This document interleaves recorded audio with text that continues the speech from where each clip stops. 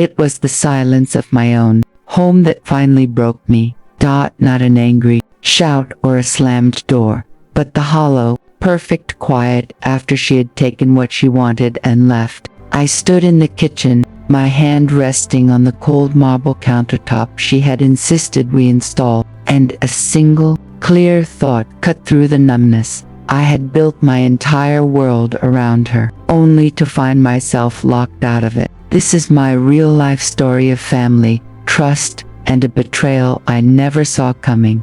My life, for the longest time, was defined by two things: hard work and my daughter, Anya. After my husband passed away, she became my entire universe. I ran a small textile business from our home, stitching late into the night by the light of a single lamp, just to make sure she never felt the lack of anything. I wanted her to have the opportunities I never did. Every sacrifice felt worthwhile when I saw her excel, and excel she did.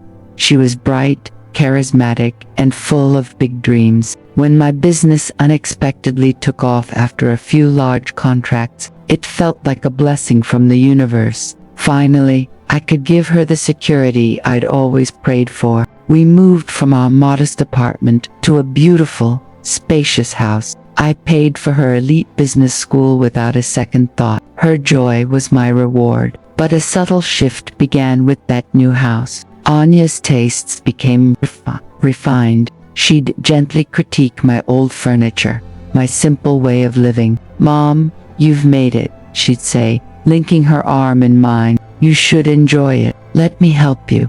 And I was so proud of her sophistication, so happy for her guidance, that I didn't see the line between helping and taking over. I missed the quiet edge of entitlement in her voice. When she discussed our future, the moral fault line wasn't greed, not at first. It was a quiet, growing belief that my success was now hers to curate, and eventually, to claim. The first real crack appeared over something that should have been joyous: her wedding plans. We were having coffee in the sunroom, and she was bubbling over with ideas: a venue by the sea, a famous designer for her dress, a band flown in from another city. My heart swelled with happiness for her. Then, she placed her hand over mine, her expression softening into one of careful concern. "Mom," she said, her voice sweet, "about the business, with the wedding and my new life starting, it's just too much for you to handle alone.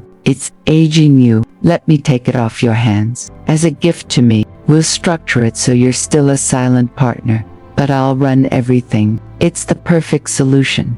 The air left the room. My life's work, the very foundation that had built this new world of hers, was being framed as a Bardana gift she was entitled to receive. I stammered that the business was my soul, my independence. Her smile didn't falter, but it tightened at the corners. "Just think about it," she whispered, before changing the subject to flower arrangements. The conversation was over, but the seed was planted. The turning point was not a demand, but an assumption that everything I had was already hers. After my refusal, a chill settled into our relationship. Anya's visits became less frequent, her calls shorter. When she did come over, it was often with her fiancé Raj, and the talk was always practical. They'd walk through the house, discussing walls. They'd open up or the garden. They'd redesign.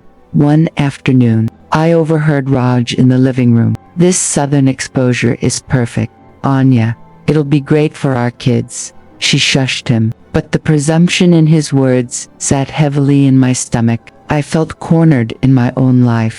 I'd eat meals alone in my big, quiet kitchen, staring at the extravagant stove Anya had chosen. I'd look at receipts for things I didn't truly want, bought to make her proud. The loneliness wasn't about being alone. It was about being made a stranger in the story I thought we were writing together. The financial strain wasn't about money. It was the chilling realization that my assets were now seen as a hurdle in someone else's path.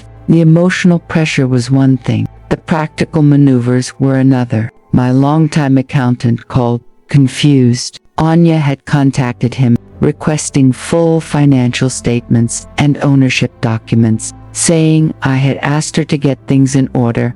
I had done no such thing. Then, a trusted employee at my workshop reluctantly told me Anya had visited, asking pointed questions about client lists and production costs, mentioning a future transition. The reveal came not with a bang, but with the quiet click of a mouse. My email was open on the family computer, and a notification popped up for a calendar reminder for Anya. The subject line was simply, "Meeting with Lawyer Trust and Asset Transfer."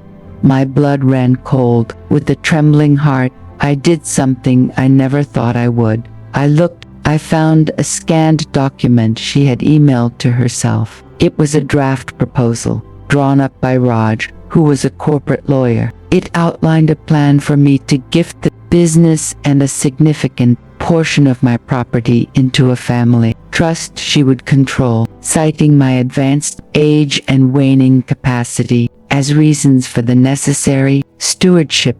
The language was sterile, legal, and utterly ruthless. This wasn't a daughter's impulsive ask anymore. It was a cold, strategic plan crafted by the two people I loved most. The power balance I felt crumbling was not just emotionally, it was being made legally concrete on paper, without my true consent. In that moment, a profound calm settled over me. The heartbreak was still there, a deep, aching bruise, but it was now separate from my mind. My mind became clear, focused, and resolved. I would not fight fire with fire. I would not scream or accuse. I would protect myself with the same dignity I had tried to live my entire life. I took quiet, strategic steps. First, I hired my own lawyer, a stern, kind woman named Mrs. Kapoor, who listened to my story without judgment. "We will ensure your wishes are the only ones that matter," she said. We secured all my documents, changed passwords, and legally locked down my assets from any unauthorized changes. I met with my accountant and bank manager personally, instructing them that I alone held authority. Next, I reached out to my most loyal allies, my oldest employee, Meena,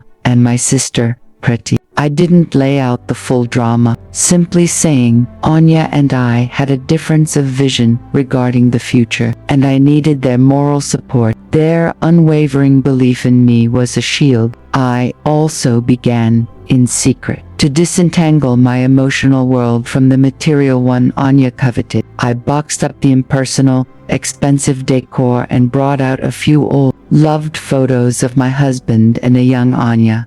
I started cooking simple meals I enjoyed. This was my quiet countermove to reclaim my life, piece by piece, from the inside out. The climax arrived on the eve of Anya's wedding. She and Raj came over, their faces set in pleasant but determined masks. "Mom," Anya began, taking my hands, "we need to finalize things before the wedding starts. It's too stressful otherwise. Raj has the papers for the trust. It's just a formality. Please, just sign. Do this for me." She placed the familiar document on the table between us. I looked at it, then at their expectant faces. I took a deep, slow breath. "No, Anya," I said, my voice steady and softer than I'd imagined it would be. "I will not be signing this."